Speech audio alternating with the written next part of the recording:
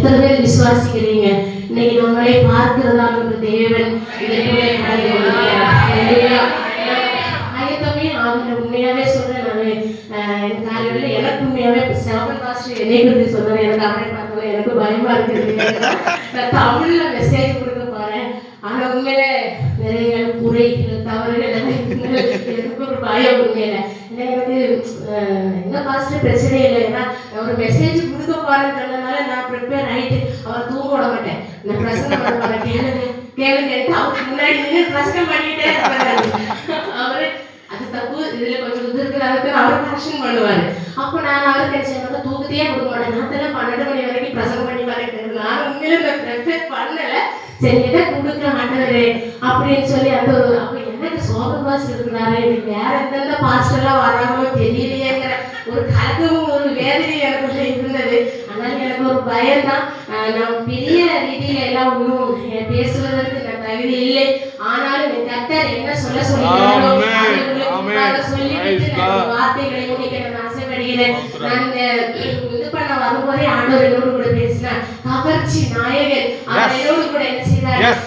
ஆண்டவர் என்னை இழுத்துக் கொள்ளும் ஆண்டவரே, நான் ஓடி வந்துடுவேன், அறைக்குள் அழைத்து செல்லும் உங்களுடைய அன்பிலே களி கூறுவேன் என்று சொல்லி அந்த பாடலுடைய வரிகள் என்னை ரொம்ப டச் பண்ணிச்சு. அப்புறம் திராட்சை ரசம் பார்க்கிலும் அவர் இனிமையானவர். அல்லேலூயா.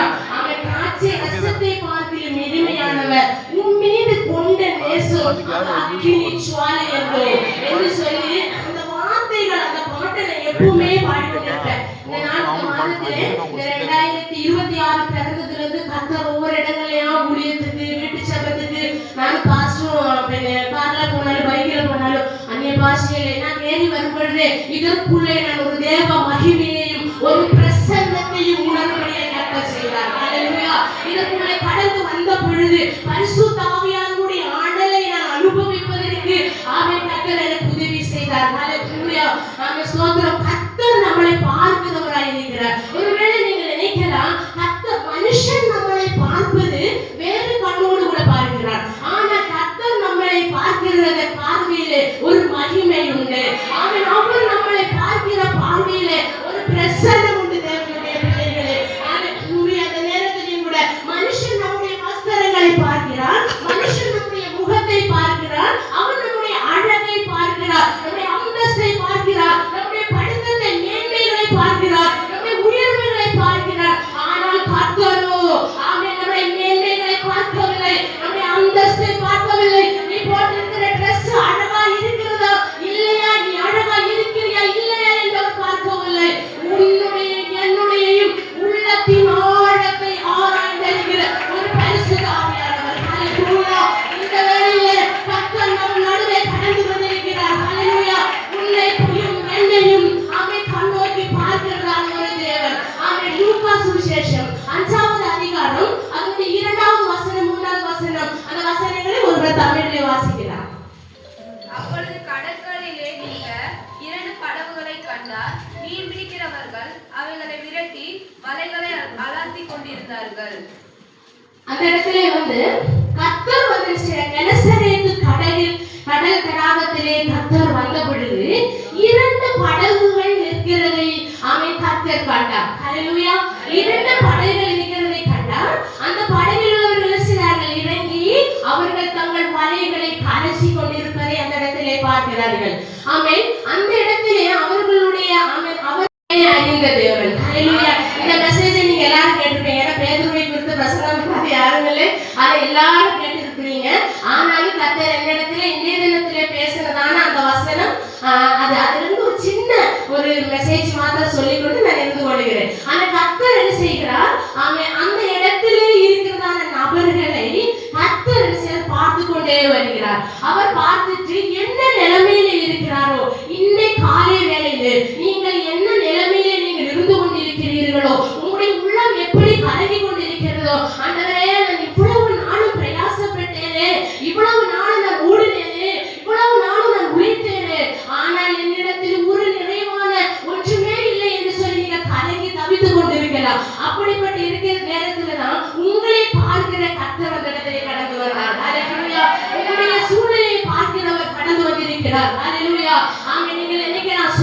இருக்கலாம். அந்த இடத்துல பேதுரு என்ன செய்திருப்பான், ராத்திரி முழுவதும் கஷ்டப்பட்டு அந்த இடத்துல ரொம்ப கலங்கி போய் இருக்கிறதான நிலைமையில அவன் கர்த்தர் அந்த இடத்துல வந்து அவன் பேதுருவினுடைய படகை கண்டார். ஹல்லேலூயா.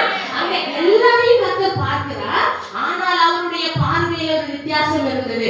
அந்த இடத்துல 2 படகுகள் இருக்கிறதை கண்ட பொழுதும் அதிலே கர்த்தர் தேர்ந்தெடுத்தது யாருடைய படகை? பேதுருவினுடைய படகை அந்த இடத்துல கர்த்தர் தேர்ந்தெடுக்கிறார். ஹல்லேலூயா. ஆமென். ஸ்தோத்திரம். ஆமென். பேதுரு என்ன செய்திருப்பார்? அவன் இருதயத்திலே கலங்கி, ஆண்டவரே என்னுடைய சூழ்நிலைகள், என்னுடைய சூழ்நிலை நிலைமைகள், நான் தகர்ந்திருக்கிற நிலைமைகள். பேதுருவை குறித்து நீங்க பார்க்கலாம். பேதுரு வந்து கடலினுடைய சரித்திரங்களை படித்தவனாக இருக்கிறார். பேதுரு கடலினுடைய எல்லா விஷயத்தையும் பேதுரு நன்றாய் அறிந்தவர். அவருக்கு நல்ல பழக்கங்கள் உண்டு. அந்த இடத்துல எங்கே போனா எப்படிப்பட்டதான மீன்கள் வலையில வீழும், எப்படிப்பட்டதான காரியங்கள் இருந்துச்சு, பேதுரு நன்றாய் அறிந்தவர். ஹல்லேலூயா. அந்த நேரத்திலேயும் கூட அன்றைய தினத்திலே பேதுருக்கு ஒரு சூன்யமான நிலைமை அங்கே கடந்து வந்தது. எந்த காரணத்தினாலே அவன் பேதுரு அந்த இடத்துல ஆலோசித்திருக்கிறான், எதனால எனக்கு இப்படிப்பட்ட ஒரு அனுபவம் கடந்து வந்தது, எதனால எனக்கு இல்லாமைகள், எப்ப போனாலும் ஒரு நிறைவான காரியத்தை பெற்றுக்கொண்டு இருந்த என்னுடைய வாழ்க்கையில் இப்படிப்பட்ட ஒரு அனுபவம் எப்படி கடந்து வந்தது என்று சொல்லி பேதுரு ஆலோசனை பண்ணி கொண்டிருந்திருக்கலாம். அந்த இடத்துல பேதுரு என்ன செய்கிறார்? தன்னுடைய வலைகளை கழுகி கொண்டிருக்கிறார். ஆமே. நான் பைபிள் காலேஜ்ல படிச்சுட்டு இருக்கும்போது பாத்தீங்கன்னா, நான் நாகர்கோவில், கன்னியாகுமரி, போண்டிச்சேரியில 3-4 வருஷம் அங்க படிச்சுட்டு ஃபீல்டு ஒர்க் எல்லாம் நான் பண்ணிட்டு இருந்தேன். கேபிஆர் பிலிவர்ட் சர்ச்சில் தான் நான் அங்கே தான் படிச்சுட்டு இருந்தேன். அந்த டைம்லேயும் கூட நாங்கள் பார்த்தீங்கன்னா எங்களுக்கு மினிஸ்ட்ரிக்கு எங்கே விட்டாலும் நாங்கள் கடல் பக்கம் தான் போவோம். கன்னியாகுமரி போனால் அங்கேயும் கடல் பக்கம் தான் போவோம். ஏன்னா அங்கே ட்ராக்ஸ் கொடுக்கணும், புக்கு சேல் பண்ணணும், இதெல்லாம் பண்ணிட்டு வரலன்னா அவங்க என்ன பண்ணுவாங்க, நம்ம மார்க் இதெல்லாம் இது பண்ணுவாங்க.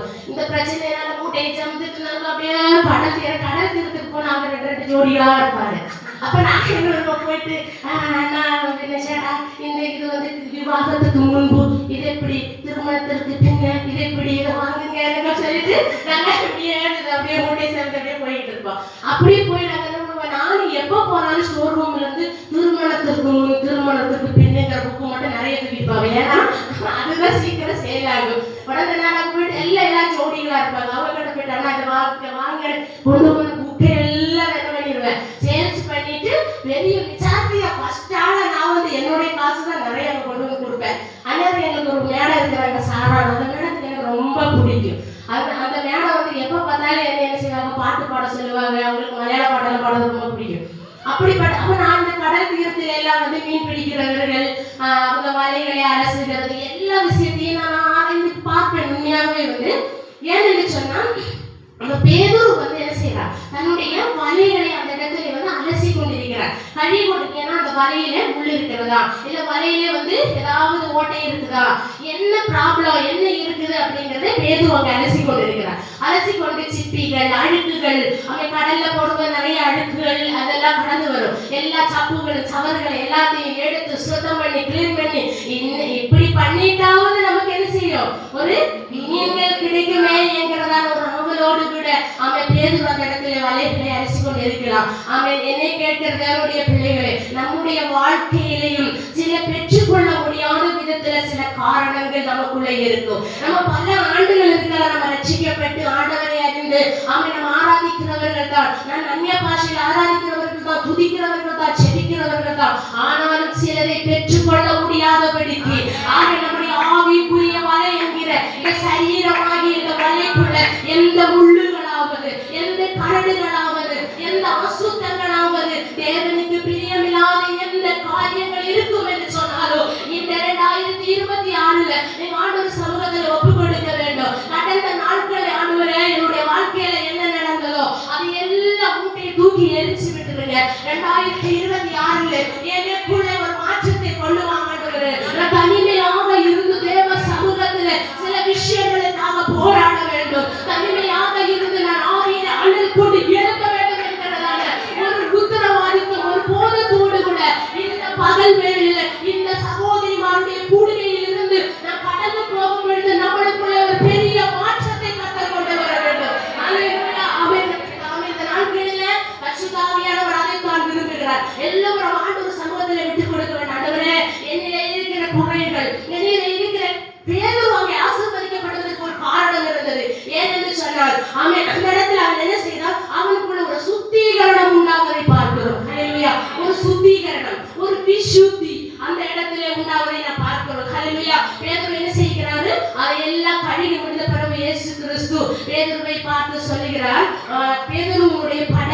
ஏறி உட்கார்ந்தார். ஹல்லேலூயா. அவர் அந்த இடத்துல உட்கார்ந்துட்டு பேதுருவிடத்திலே செய்தாரு, படகை சற்று தள்ளி போடும்படியாக இந்த இடத்திலே வேண்டிக் கொள்கிறார். அப்போ இயேசு கிறிஸ்து படகுல ஏறி உட்கார்ந்து அவர் போதனை பண்ணுகிற வரைக்கும், அவர் போதனை பண்ணி முடிக்கிற வரைக்கும் பேதுரு என்ன செய்தார்? பொறுமையாயிருந்தார்.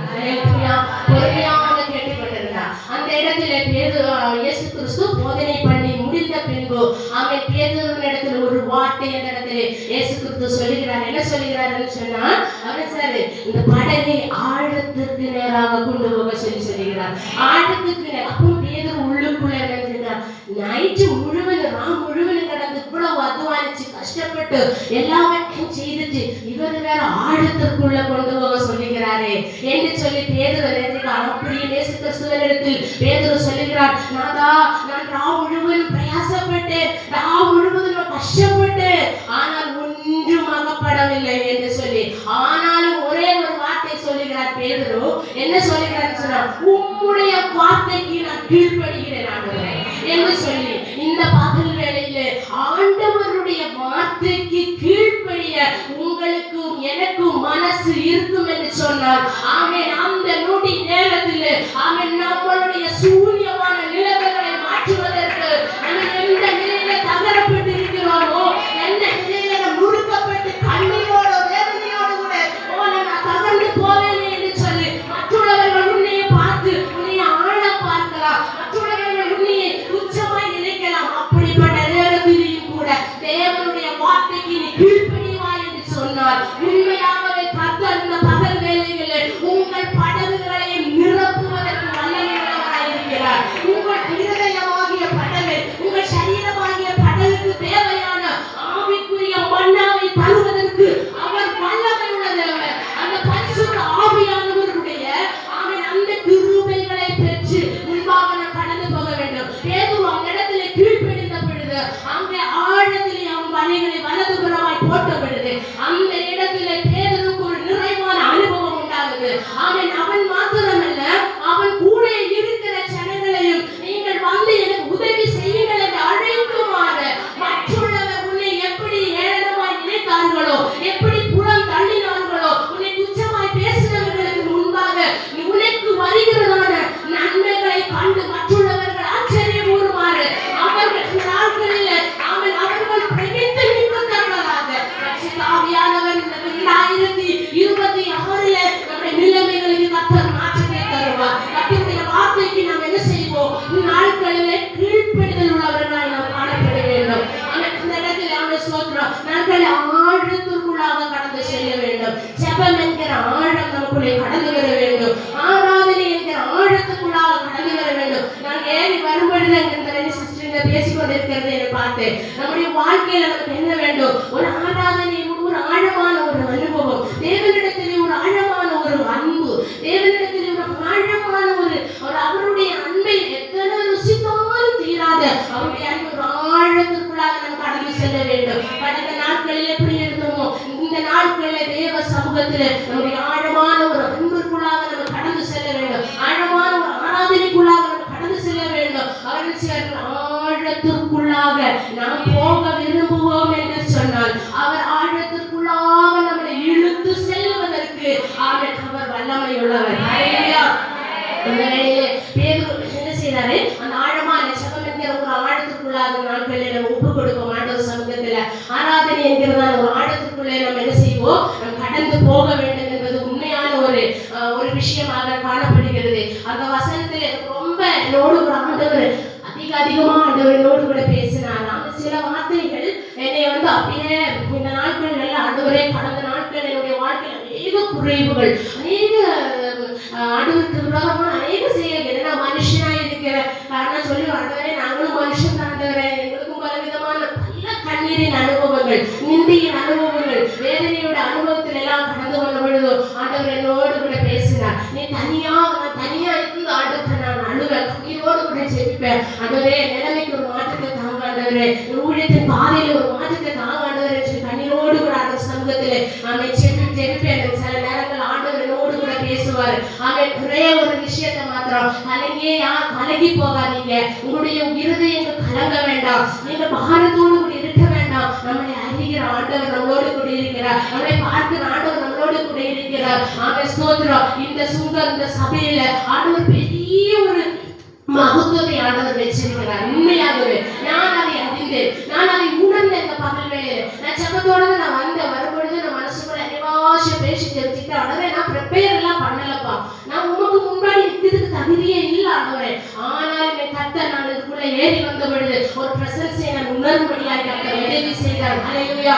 எந்த நிலைமையில இருந்தாலும் அடுத்தாவது நான் ஒரே ஒரு வார்த்தையை நான் சொல்லுகிறேன். சகையை குறித்து அந்த காரியத்தை ஆண்டவர் எனக்கு நான் அந்த அதிகாரத்தை வாசித்த பொழுது அந்த அதிகாரத்திலே அந்த ஒரு காரியம் என்னை அதிகமா என்ன செஞ்சிச்சு, டச் பண்ணிச்சு. சகையினுடைய காரியத்தில் இது லூக்கா 18வது 19வது அதிகாரத்தில் 1ஆம் வசனத்துல நினைக்கிறேன். சகை எரிகோவுக்கு இயேசு கிறிஸ்து கடந்து போன பொழுது அந்த இடத்துல இயேசு கிறிஸ்து கடந்து வருகிறார் என்று சகையை அறிந்த உடனே அவன் என்ன செய்கிறான், அவனுக்கு ஒரு ஆசை உண்டாகுது, அவனுக்கு ஒரு வாஞ்சை உண்டாகுது.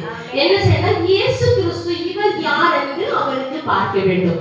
ஆனால் அவனுக்கு பார்க்க முடியல, கூட்டங்கள் அத்தனை இருக்கிறதுனால அவனுக்கு பார்க்க முடியாத ஒரு சூழ்நிலை அந்த இடத்துல கடந்து வந்தது. அப்படி இருக்கப்பட்டதான அந்த சூழ்நிலையில அவன் கொஞ்சம் குள்ளமான மனிதனா இருந்தார். அப்ப இந்த ஜனக்கூட்டத்தை எத்தி யாரும் பார்க்க முடியாது, பார்க்க முடியாது. ஏன் அப்படின்னா ஒரு பாட்டே சொல்லியிருக்கு, குள்ள சகையும் அவன் எட்டி பார்க்கிறா, இயேசு ராஜாவை எட்டி பார்க்கிறான் அப்படின்னு பார்க்க முடியாது. வந்தவன் காட்டுத்தி மரத்து மேல என்ன செய்யறான், சகையை ஏறுகிறான். ஆனா சகையும் இயேசு கிறிஸ்துவை பார்த்தாரோ இல்லையோ, ஆனா இயேசு சகையை பார்த்தார். அந்த வசனத்திலே சொல்லுகிறது, சகையை உற்று பார்த்தார் என்று சொல்லுகிறது. இயேசு கிறிஸ்து சகையை பார்த்த உடனே சகையை பார்த்து நீ இறங்கி வா என்று சொல்லி கூப்பிடுகிறார். இன்று நான் என்ன செய்ய வேண்டும், உன்னோடு கூட தங்க வேண்டும், உன்னோடு கூட நான் போஜனம் பண்ண வேண்டும் என்று சொல்லி இயேசு கிறிஸ்து சொல்லுகிறார். உடனே சகையை என்ன செய்யறான், சந்தோஷத்தோடு கூட என்ன செய்யறார், சகையை இறங்கி வருகிறார். ஹல்லேலூயா.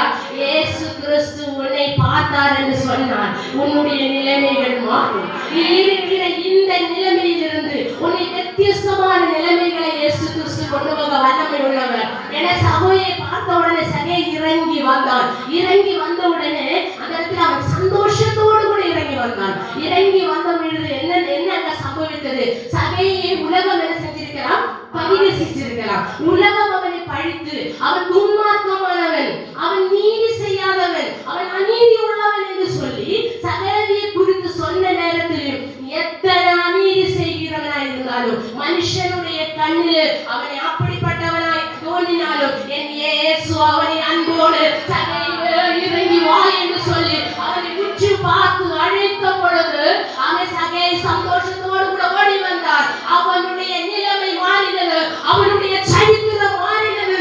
அவன் சகையை அவனுடைய சரித்திரங்கள், அவனுடைய நிலைமைகள் எல்லாவற்றையும் கற்க அவன் ஒரு நொடி பொழுது மாற்றுவதை நாம் பார்க்கிறோம். இதுக்குள்ள அநேக கண்ணீரோடு கூட சாட்சி சொன்னார்கள். அந்த சகோதரி சொன்னார்கள், பல வருஷமாய் அநேக பாடுகளோடு வேதனையோடு அவன் எல்லாரும் என்னை பைத்தியம் என்று சொன்னார்கள் என்று சொல்லி அவர்களுடைய சாட்சி என்னுடைய சரீரத்தில் ரோமாஞ்சங்கள் எழும்பினது. அவ்வளவு ஒரு மனசுக்கு வேதனையாய் இருந்தது, ஒரு பெண்ணினுடைய வேதனை. அவன் அப்படிப்பட்ட ஒரு சூழ்நிலைகள் வரும்பொழுது, ஆனா சகோதரி உண்மையாகவே கர்த்தர் உங்களோடு கூட இருக்கிறார். உங்களுடைய நிலைமைகளை கர்த்தர் மாற்றுவார். கர்த்தர் உங்களை வல்லமையாய் பயன்படுத்துவார். எங்கள் தேசத்துக்கு அநேகருக்கு சாட்சியாய் நிலைநிற்கத்தக்கதாக பரிசுத்த ஆவியானவர் உங்களை கொண்டு செல்வார். ஆனால் நீங்க என்ன செய்ய வேண்டும், தேவனுக்கு முன்பாக உண்மையாய் ஆண்டவர் பாதத்திலே முழங்கால் படியிடுவார். உண்மையா ஆண்டவருக்காக ஓடுங்க, வைராக்கியமா ஆண்டவருக்காக நில்லுங்க. உங்களை ஆண்டவர் மேன்மைப்படுத்துவார். ஹல்லேலூயா. இந்த நாட்களில் எப்படிப்பட்டதான ஒவ்வொரு காரியங்களிலேயும் ஆமென், நம்ம தேவன் நம்மளை பார்த்து கொண்டு இருக்கிறவராய் இருக்கிறார். எந்த நிலைமையோ, எப்படிப்பட்ட வேதனையோ, எப்படிப்பட்ட கஷ்டமோ, நிந்தைகளோ, அவமானங்களோ உங்களை பலரும் பழித்து பேசட்டும். ஆனால் நீங்கள் கலங்கி போகாதீங்க.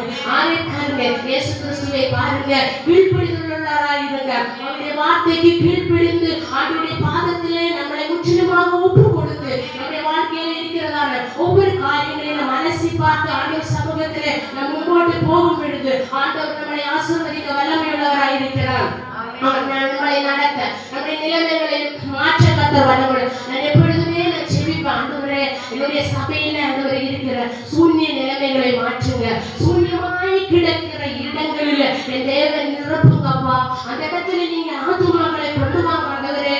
எங்களை இந்த இடத்துல எதற்காக நீங்க கொண்டு வந்தீங்களோ அந்த நோக்கத்தை நீங்க நிறைவேற்றுங்க. பல நேரங்களிலும் நேசித்தவர்கள் புறத்தள்ள பொழுது, நம்மளை புச்சமாய் நினைக்கும் பொழுது, நம்மளை ஒரு மாதிரி என்ன செய்வாங்க, அப்படி ஒரு வேற்று வித்தியாசமாய், மனுஷன் உன்னை வேற்று வித்தியாசமா பார்க்கலாம், மனுஷன் உன்னை குறைச்சு பார்க்கலாம், மனுஷன் உன்னை என்ன செய்வான், உன்னை முகத்தை பார்த்து உன் ஆழங்களை அவன் என்ன செய்வான், அப்படியே பார்த்து இது பண்ணுவான். ஆனா கர்த்தர் அப்படி அல்ல, கர்த்தர் அப்படி அல்ல. நம்மளை பார்க்கிற கர்த்தர், மனுஷன் பார்க்கிற கண்கள் கொண்டு உங்களையும் என்னையும் கர்த்தர் பார்க்கவில்லை. மனுஷன் பார்க்கிற கண்கள் கொண்டு பார்க்கவில்லை. உள்ளத்தை அறிகிறவர் ஆண்டவர். ஆண்டவர் அழைத்து கொண்டு வந்து உன்னை எந்த இடத்துல நிறுத்தி இருக்கிறார் என்பதை மாத்திரம் நீ அறிந்தால் போதும். நீ அறிந்து அதன் பிரகாரம் எந்த இடத்துல நீ இருக்கிறையோ அந்த இடத்துல நீ ஆண்டவருக்கு கீழ்ப்படிந்து உண்மை உள்ளவர்களாய் அவருடைய வார்த்தையின் பிரகாரம் செய்யும் பொழுது கர்த்தர் நம்மளை கண்ணோக்கி பார்க்கிறார். பக்கத்தில் இருக்கிறவங்க என்ன சொல்றான்னு நினைக்காத, உனக்கு விரோதமா பலர் எழுப்புகிறார்கள் நினைக்காத. இந்த நாட்களில் கர்த்தர் அவர்களுக்கு முன்பாக, அவர்கள் கண்களுக்கு முன்பாக ஆச்சரியப்படுகிற அளவில் இந்த 2026 உங்களை கர்த்தர் நிலைநிறுத்தி உங்களை என்னை கர்த்தர் மகிமைப்படுத்த ஆசைப்படுகிறவராயிருக்கிறார். ஹல்லேலூயா. இந்த நாட்களிலே கர்த்தருடைய சமூகத்திலே நாம் ஒப்பு கொடுப்போம். தேவ சமூகத்திலே கூடுதல் எல்லாம் பேசுவதற்கு ஒன்றும் இல்லை. ஆனாலும் கர்த்தருடைய சமூகத்திலே இந்த வார்த்தையின் நிமித்தமாக தேவ சமூகத்திலே ஒப்பு கொடுப்போம். கர்த்தர் நம்முடைய நிலைமைகளை அறிகிறவர். இந்த பகல் வேளையிலே நம்மை ஆசீர்வதித்து நம்மை மேன்மைப்படுத்துவார். கர்த்தர் தாமே இந்த வார்த்தையின் மூலமாக நம்மை ஆசீர்வதிப்பார் என்று சொல்லிக்கொண்டு நான் உடைய வார்த்தையில் நிறைவு பெறுகிறேன். கர்த்தர் தாமே